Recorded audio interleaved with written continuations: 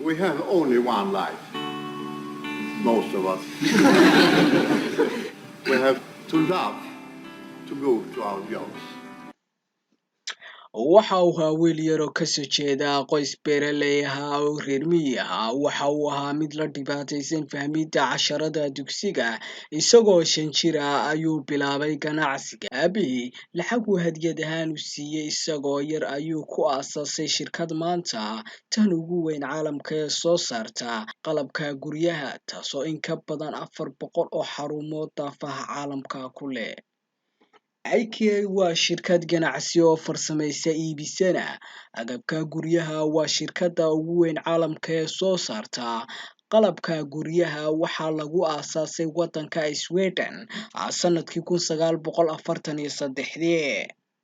waxaa aasaasay wiil yar oo 17 jir ah oo la oran jiray Ingvar Kamprad lacagta uu ku sameeyay shirkadda waxaa hadiyad ahaan u siiyay aabihii maadaama uu waxbarashada dugsiga horumar ka sameeyay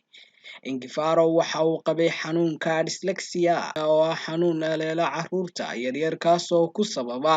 akhris liidasho casharada iyo faham darro Ingvar ganacsigii uu sameeyay waa uu guuleystay maanta IKEA waxa ay 433 xarumood ku leedahay 52 dal caalamka sanadkii 2018 IKEA waxa ay iibisay alaab qiimaheedu kor u dhaafayo 45 bilyan oo dollarka Mareykanka website-ka IKEA waxa ku jira 12,000 oo nooc oo ah agabka guryaha intii u dhaxaysay September 2015 ilaa August 2016 muddada sanadka website-ka IKEA 2 bilyan oo qof dad kor u dhaafaya ayaa booqday IKEA waxay isticmaashaa alwaaxa ugu badan caalamka maadaama ay tahay shirkadda soo saarta agabka ugu badan ee alwaaxa ka samaysan sidoo kale cunooyinka ayay soo saartaa magaca IKEA waa erayo la isugu geeyay oo u taagan Ingvar Kamprad oo ahaa ninkii aasaasay iyo Elementary oo ahayd beer yar oo ku dhashay Ingvarid oo iyaduna ahayd tuulo yar oo ku dhoweyd beertaas micnaha rasmigana waxa uu noqonayaa Ingvar Kamprad ka yimid Elementary Guanareda Ingvar waxa uu geeriyooday sanadkii hore bilowgiisii isagoo ah 91 jir majalada Blomberg waxa ay sheegtay inuu ahaa shakhsigii 8aad ee caalamka ugu hodansanaa hantidiisa waxa ay dhammayd 58 bilyan oo dollarka Mareykanka shirkadda waxaa maamula maanta wiilashiisa waxaa la xusaa Kamprad inuu bilaabay isagoo 5 jir ganacsiga waxa uu alaabta ka iibin jiray xaafadaha isagoo baaskiil adeegsanaya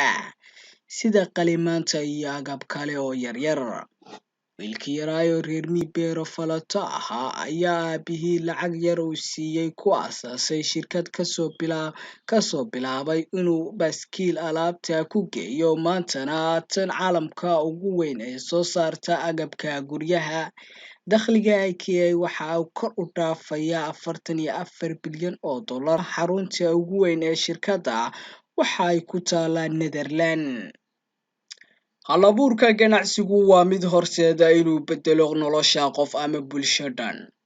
wiilkii beeraleyda ahaa shirkaddii uu aasaasay maanta waxa uu shaqeeyaa in ka badan 200 oo kun oo qof kuwaasoo qoysas leh kuna tiirsan shirkadda Ingvar kaliya noloshiisa ma bedelin sidoo kale malaayiin qof ayuu bedelay noloshooda Ingvar oraah cajiib ayuu ka tegay waxa ayna ahayd sunta ugu halista badan waa dareenka guusha ama yoolka inaad gaartay daawada looga hortagi karaana waa fiid walba inaad ka fikirtaa maxaa berito la qaban karaa waliba si ka fiican sida hadda lagu jiro